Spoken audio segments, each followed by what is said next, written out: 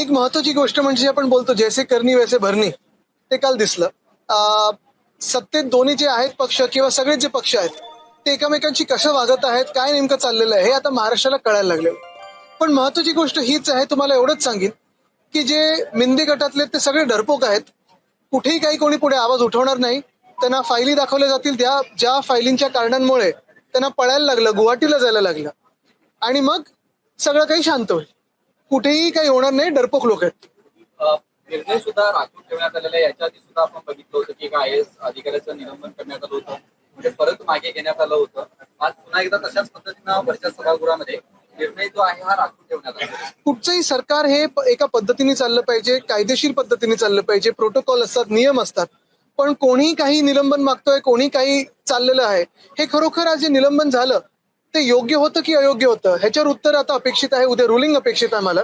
आणि जे मुख्यमंत्र्यांनी सांगितले की सखोल चौकशी, ती चौकशी पण त्याच्यातून काय काय येईल, मग त्याच्यात खराब प्रकरण आहे, साताराचं आहे, या सगळ्या फायली ज्या येत आहेत ते नेमकं कुठून येत आहेत, कोणामुळे येत आहेत आणि कशामुळे येतात हे देखील जनतेला कळणं गरजेचं आहे. तुम्ही सातत्यानं लोकशाहीची हत्या होते असं विरोधक म्हणत होते, मात्र आज एकनाथ शिंदे यांच्या मंत्री शंभूराजे देसाई असं म्हणतात की लोकशाहीची हत्या झाली साताऱ्यात. हे सगळं हास्यास्पद आहे. ज्यांनी हा सगळा प्रकार सुरू केला तेच आज हे बोंबलत आहेत. हे हास्यास्पद आहे. पण तुम्हाला परत येतो की लोक डरपोक आहेत. या लोकांना कुठेही आवाज नाही आहे. ज्या मिनिटाला आहे ना, ज्या आधी फायली दाखवल्या होत्या 2022 साली, ज्याच्यामुळे गुवाहाटीला गेले होते, त्या फायली परत दाखवतील आणि सगळं शांत होईल. बुलढाण्याचे आमदार संजय गायकवाड यांचा एक व्हिडिओ व्हायरल होते, ज्यामध्ये ते बोलतात की मला 35 कोटी रुपये कमिशन मिळणार होतं, ते मी माझ्या कार्यकर्त्यांना देऊ केले.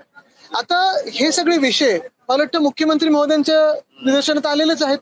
आणि कुठे ना कुठेतरी जे आता विचार करतात की $1 ट्रिलियन इकॉनॉमी आपल्याला करायची आहे, महाराष्ट्राला पुढे न्यायचं आहे, महाराष्ट्राला सिंगापूरचे पण पुढे न्यायचंय, हे असे सगळे लोक कारभारात घेऊन चालणार आहे का, हे मुख्यमंत्र्यांनी विचार केला पाहिजे.